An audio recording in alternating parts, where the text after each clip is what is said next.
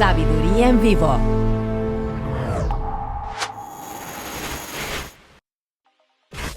Cuatro cosas que no sabías de Robert Oppenheimer, padre de la bomba atómica. ¿Sabías que Robert Oppenheimer fue un laureado científico estadounidense con una destacada participación en la creación de las primeras bombas atómicas de la historia? Fue un estudiante prodigio desde su época universitaria en Harvard. Era políglota, hablaba 6 idiomas, además de su inglés natal, griego, latín, francés, alemán y holandés. Usaba la lectura como una especie de terapia. De su libro favorito, Bhagavad Gita, sacó su famosa cita: "Ahora me he convertido en la muerte, el destructor de mundos". El responsable del proyecto Manhattan, el general Leslie Groves, creador del Pentágono, lo designó como director científico de la creación de la bomba atómica. Robert estuvo casado con Catherine Kitty Poening y tuvo 2 hijos, Peter y Catherine, a los cuales se dedicó por completo luego de sus labores científicas. Profesaba un genuino patriotismo, aunque fue apartado por el gobierno de toda responsabilidad científica debido a que se le acusó de simpatizante del comunismo. ¿Sabías que Oppenheimer pasaba sus vacaciones en un lugar apartado de Nuevo México llamado Los Álamos y que fue allí donde recomendó hacer la primera prueba nuclear de la historia? Luego de ver los resultados de los bombardeos atómicos en Hiroshima y Nagasaki, se arrepintió profundamente y se opuso a la proliferación de este armamento. Su historia fue contada en la novela Prometeo Americano, la cual fue recientemente adaptada en la película ganadora del Oscar dirigida por Christopher Nolan, Oppenheimer. Oppenheimer se retiró de la vida pública en las Islas Vírgenes debido a una enfermedad en su garganta y murió en 1967. 4 cosas que no sabías de. Siga disfrutando de Sabiduría Popular. Conclusión de tema.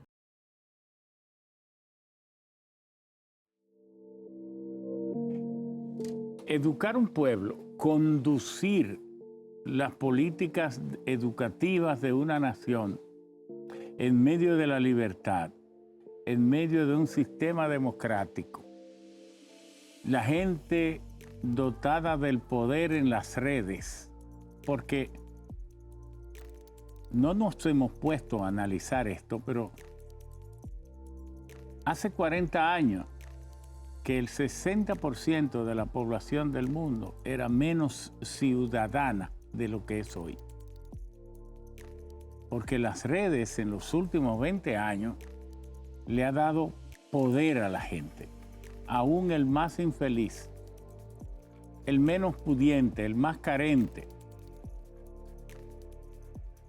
el que se sentía más frustrado, el que no tenía voz, hoy tiene su página en una de las plataformas y entonces es todo un escritor de artículos, dador de entrevistas, tienes un blogger. Bueno, vaya usted a ver. ¿Qué significa eso? Ejercicio de poder, empoderamiento. Eso significa que se es más ciudadano que nunca. Y esto tiene una importancia extraordinaria, porque ahora el ciudadano es más exigente que antes. Él sabe más cosas del Estado que antes. Y entonces se cree también más dueño del Estado. Sabe exigir más, exige más. Todo esto lleva a los dominicanos a que cuando un planteamiento clásico, pero ¿y qué hace este ministerio? ¿Qué hace este ministro de Educación? Que no resuelve los problemas. Porque aquí, antes de que se abran las clases, debe incluso rendirse un informe escuela por escuela y decir cuán bien dotadas están esos templos de la enseñanza, que eso es lo que es una escuela. Entonces, mi pregunta ahora van, ¿qué se ganaría en medio del diseño de un nuevo plan de decenal sin planes Es como andar en un barco sin una brújula. Y sin timón. Y sin timón. Entonces, yo me pregunto, ¿estaremos conscientes los dominicanos de lo que es ser ministro de Educación? ¿Lo puede ser cualquiera? ¿Qué usted opina? No Amargós. puede ser cualquiera, no puede ser cualquier persona. Se requiere tener conocimiento del área, se requiere tener competencias gerenciales, se requiere tener capacidad para lidiar con una serie de situaciones conflictivas, y en medio de todo eso se requiere la oportunidad para ser exitoso en las políticas educativas que se impulsen. Por tanto, dijimos al principio de este programa que la maduración de las políticas educativas no se logran de un año a otro. Significa que hay que esperar el tiempo oportuno para que suceda el resultado que buscamos. Y le quiero poner un ejemplo. Un niño que empieza en este preciso momento, el año escolar, para que aprenda a leer y escribir, se requieren 3 años mínimos. 3 años mínimos. Si en ese periodo no se le enseña adecuadamente para que ese niño desarrolle esa competencia, cumplido esos 3 años, usted no va a lograr el resultado. Y lograr ese resultado implica tener una fortaleza, una dedicación para que todos los actores que intervienen, para que ese niño aprenda a leer y a escribir en esos 3 años, converjan en un solo interés común. Por tanto, las políticas educativas, cuando hay cambio frecuente de la misma y de los funcionarios, nosotros podemos cambiar, pero la sociedad tiene que empoderarse de esas políticas educativas para que continúe el proceso. De tal manera, ingeniero Alburquerque, que creo que hemos madurado en saber que necesitamos seguir avanzando y tener gente competente. Y le quiero poner un ejemplo a propósito de lo que usted decía. Otro ejemplo. El sistema educativo dominicano está organizado por regionales, distritos y centros educativos. Regionales, distritos y centros educativos. Son los niveles territoriales jerárquicos. El centro educativo es la escuela. Es la escuela. Si yo iba por un territorio que es cuidado, gestionado por un distrito educativo, y me encontré con 2 grandes liceos. Uno estaba impecable, a una distancia de 5 kilómetros, y el otro estaba bastante maltrecho, bastante descuidado. ¿Qué pasa cuando la población ve que ese centro, el que estaba descuidado, dice, el ministro de Educación no está haciendo su trabajo? Pero ¿cómo es posible si en esa distancia de 5 kilómetros uno está en perfectas condiciones y el otro está no el ministro, no el que no está haciendo el trabajo de usted. Exactamente. Porque usted es el supervisor. Exactamente. O el director del centro. Nosotros decimos que el ministro o la ministra de Educación es el director del centro. Máxime, ingeniero, cuando el Ministerio de Educación le transfiere a esos centros los dineros para el mantenimiento. Y lo hacen siempre. Todo el tiempo, todo el tiempo. Es decir, puedo decir que no hay una escuela, si hay una escuela por ahí descuidada, es que hay una anomalía con los recursos que le transfieren. Quizá el término anomalía no sería el más apropiado, pero sí un problema de gestión. Pero algo. Un problema de gestión. Incluso cuando nosotros llegamos encontramos que habían distritos... Pero yo usé el término anomalía por ser inofensivo. Sí, porque, Sí. claro, es que se puede interpretar, lo hay también, conductas indebidas, indelicadezas. pueden aparecer casos, pero nosotros estamos... Es decir, no se está siguiendo las normas de gestión que se establecen. Por ejemplo, eso implica que la autoridad local se empodere de que su responsabilidad de mantener el centro limpio es de él, no es del director distrital directamente, o del director regional, o del viceministro, o del ministro. Es un conjunto de prácticas directamente para lograr eso. ¿Qué estímulo tiene un director de una escuela? Porque antes el sueldo de un director de escuela y el de un maestro era casi igual. Ahora, ¿cómo es? Esta gestión ha dicho, el funcionario más importante del Ministerio de Educación es el director de la escuela. Pero claro. Y en función de eso, el salario del director de la escuela está diferenciado y se ha aumentado 3 veces en estos 2 últimos años para que el director de la escuela se sienta... Un director de escuela gana 100,000 pesos. Hay que ganar más de 100,000 hasta más pesos. puede ganar. Más de 100,000 pesos. Porque también, Ramón, está asociado al el salario de los docentes y sobre todo en estos casos de los directores. Sí, pero yo para usted le tengo la pregunta de los padres y amigos y tutores.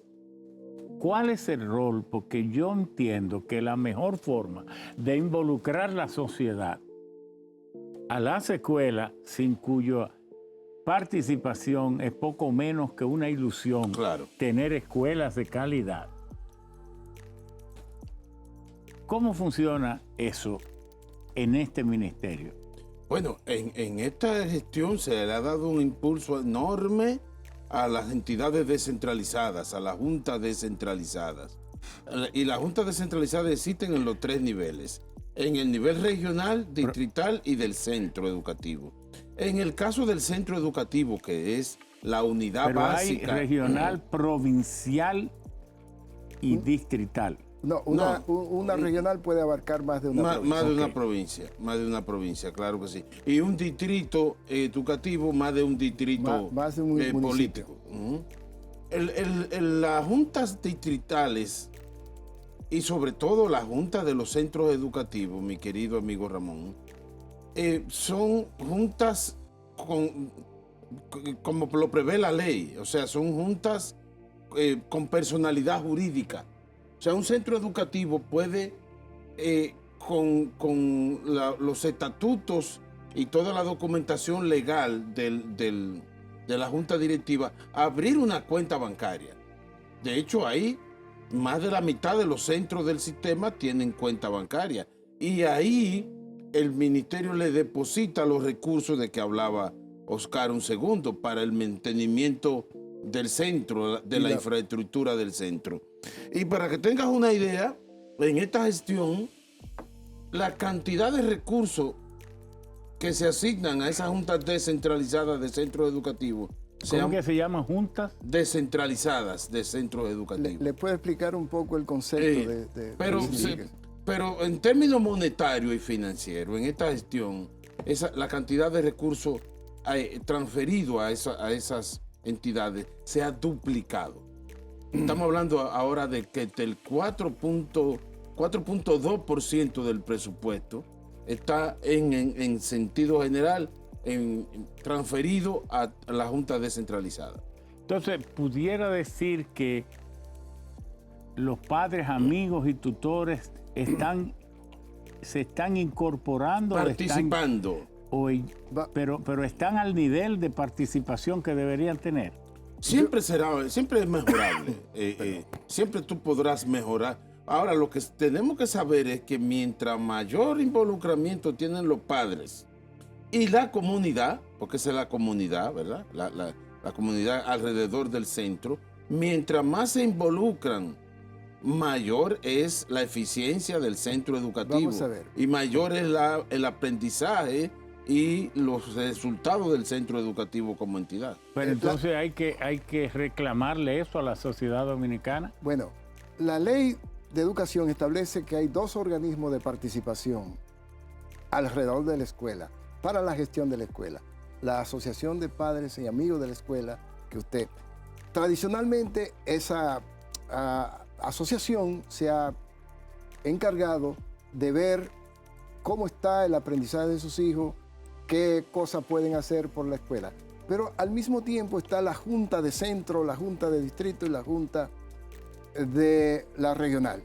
Es un organismo veedor de lo que está pasando en el centro para contribuir a la gestión del centro. Ahora nosotros estamos iniciando un proceso de fortalecimiento de ese organismo fundamental que se llama la Junta de Centro, porque es el que va a velar, ingeniero, porque esos recursos que se le transfieren a los centros educativos se usen adecuadamente. Se usen adecuadamente. Y que también participen en el proceso de que el centro haga su trabajo. ¿Quiénes componen la Junta de Centro? Bueno, normalmente el presidente del ATMAE y el secretario. Un estudiante, un líder comunitario, una persona escogida por la comunidad, para que ese grupo esté haciendo que el centro se gestione como debería ser. Todos funcionan adecuadamente. Tenemos que reconocer que falta todavía mayor fortaleza para que ese organismo, reitero, veedor significa mirar lo que está sucediendo en ese centro y no solamente se preocupe por la administración de los recursos, sino que se preocupe en gran medida por los aprendizajes de los estudiantes. Otro aspecto que uno no se cansa de, que tiene que escuchar a diario, es que la gente se queja de que los colegios no tienen quien los regule y que aumentan la matrícula, el costo de la matrícula cada año, que exigen tantas cosas. Para cualquier examen hay que pagar, para cualquier tontería hay que pagar. ¿Cómo anda eso? Eso, primero, eso es una falsa, de toda falsedad, que los colegios privados no están bajo la autoridad. Sí, pero el hecho de que puedan aumentar y que el ministerio nunca se ha oído, que el ministerio le haya dicho, ese aumento no va. Es que el ministerio no regula la tarifa de los colegios privados. No lo puede pero regular. ¿quién lo hace? No, ese es un contrato entre los padres y eso los padres. Eso es mercado, eso es de mercado. Sí, pero que eso no es, eso es bueno. Es educación privada. Es educación privada. Es educación privada. Entonces nadie lo regula. Lo que el ministerio la tarifa regula. No. Ahora, el ministerio regula el contenido y la regulación, explícalo. Sí, lo que el ministerio regula es que el currículo de ese... El programa del colegio tiene que ajustarse al a la programa y que todas las evaluaciones se hagan con el debido cuidado. Que la calidad. Toda la calidad. Pero es un contrato. Pero hay unas leyes que no se han derogado, porque yo fui legislador 16 años y sé que se aprobaron leyes y que no se han derogado, que están por ahí, que se le daba al ministerio la facultad de regular. La regulación de la educación privada será... digo la tarifa, porque la regulación del sistema educativo es parte del sistema educativo. Usted hablaba en su introducción de los sistemas educativos homólogos a nuestro. En Costa Rica, la educación pública es de mayor prestigio que la educación privada. Pero claro. ¿Sabe por qué? Entonces, porque se ofrece educación de calidad y nosotros estamos camino a eso. Entonces, esa situación de que no se regula el precio de la matrícula y todo lo que los colegios cobran, se va a disminuir en la medida que la calidad de la educación pública no llegará aumente. un momento en que será difícil mantener un colegio privado abierto a como yo veo que van las cosas, a pesar de algunos negativistas y todo esto, y pesimistas. Yo soy muy optimista. Yo pienso que en 8 o 10 años aquí las cosas van a cambiar. ser. Las estadísticas que controla el Viceministerio de Planificación indican que hay una disminución muy marcada de los colegios del privados. colegio privado, eso, claro, disminuyendo. Y de hecho hay muchos colegios privados o que están cerrando, desapareciendo, y otros convirtiéndose en escuelas públicas. Claro. O sea, un colegio privado... ¿Pueden los colegios privados llamar, visitarlo a ustedes y...? Pasa a un convenio en el que ese centro, bajo las condiciones que el ministerio dicta, por ejemplo, los alumnos son... ya ahí no pagan. O sea, el alumno, claro, si cuando pasa a ser un centro público, el ministerio asume los gastos de ese colegio, pero los alumnos dejan de pagar. Entonces... Claro. Esa modalidad, hay cerca de 300 escuelas públicas que surgen de esa modalidad. Que son gestionados por congregaciones religiosas, por organizaciones. Claro. Sí. Entonces, eso es un fenómeno que también va a ir. Hemos llegado al punto en que ustedes tienen la oportunidad de 3 minutos cada uno para cerrar esta participación que yo considero excelente. Pocas veces me he sentido tan profundamente satisfecho con la participación de nuestros invitados, de manera que sus 3 minutos. Número 1. O 2, porque lo me que dicen... estamos haciendo en el Ministerio de Educación en este momento es lo que la sociedad reclama y lo que necesita el sistema educativo dominicano. Estamos ejecutando las políticas educativas que van a generar el resultado que todo dominicano y dominicana espera, que los estudiantes logren más y mejores aprendizajes. Y esa política sostenida en el tiempo lo vamos a lograr con el Plan Horizonte 2034, el nuevo plan. Muchas gracias. Viceministro Rolando Reyes. Gracias. Primero, gracias a Ramón Albuquerque por invitarnos a este tan importante y prestigioso programa. Es muy importante que la audiencia, la teleaudiencia de este programa sepa que la gestión actual del Ministerio de Educación está focalizada en, usando el instrumento del Plan Horizonte 2034, en aumentar la eficiencia y el impacto del 4% del PIB asignado a la educación preuniversitaria. Para eso son estos procesos de planificación de que hemos hablado aquí, los procesos de presupuestación que se hacen con transparencia y la debida rendición de cuentas. El ministerio publica todos los datos de sus ejecuciones presupuestarias con la finalidad, el fin último, el impacto final de que toda la población mayor de 18 años posea 12 años de escolaridad efectiva. Bueno, al pueblo dominicano creo que tenemos que dedicarle más tiempo a estudiar los temas del Ministerio de Educación, porque es dedicarle tiempo al sistema educativo dominicano. Al inicio del programa dijimos que los dominicanos, la mayor expectativa la concentran en la educación de la familia, de sus hijos y los padres de ellos mismos. Yo recuerdo que mi madre, teniendo ya 82 años, me dice: ay, Ramón, aprovecha estos tiempos.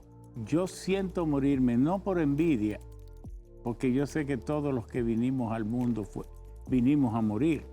Es lo más definitivo, sino que ahora uno tiene tantos instrumentos de aprendizaje. Esa computadora que tú me regalaste, yo se la di a los 78 años. A mí me duele dejarla. Y es que el dominicano de repente, y tal vez así fue toda la vida, sabe valorar qué significa la educación.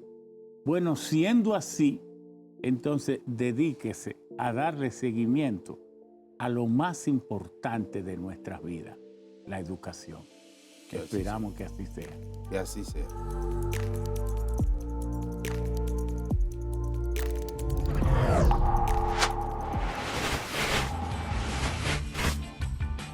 Estamos en todas las redes sociales.